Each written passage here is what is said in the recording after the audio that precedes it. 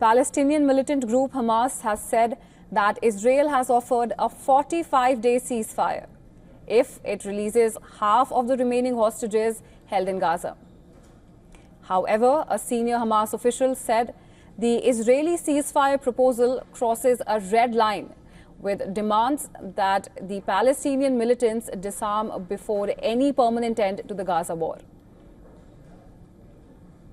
According to a Hamas official, Egyptian mediators passed on an Israeli proposal that includes the release of half the hostages in the first week of the agreement, an extension of the truce for at least 45 days, and the entry of aid.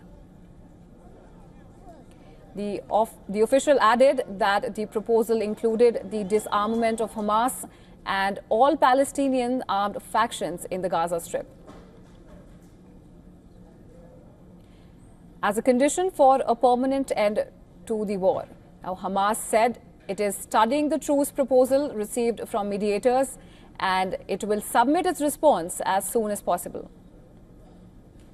Israel shared a new ceasefire proposal with Egypt after talks ended in Cairo without a breakthrough. The militant group has informed the mediators that it is willing to agree to any proposal that includes a permanent ceasefire, a full Israeli withdrawal from the Gaza Strip, and the entry of aid. But the weapons of Hamas and other resistance factions are a red line and non-negotiable.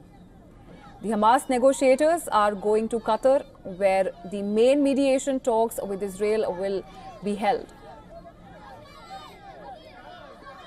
The Palestinian militant groups took 251 hostages during the October 7, 2023 attacks that essentially set off the war.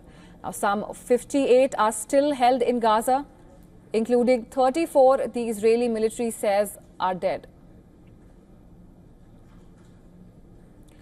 Israel resumed its operations in the Palestinian territory in March, which is after the collapse of a 2-month-old ceasefire, amid differences over the next phase. Now, hundreds of thousands of people have been displaced, with Israel blocking humanitarian aid since March 2nd, before the truce disintegrated. The United Nations said that Gaza was facing its most severe humanitarian crisis since the war began, with no aid entering the territory for weeks and conditions rapidly deteriorating.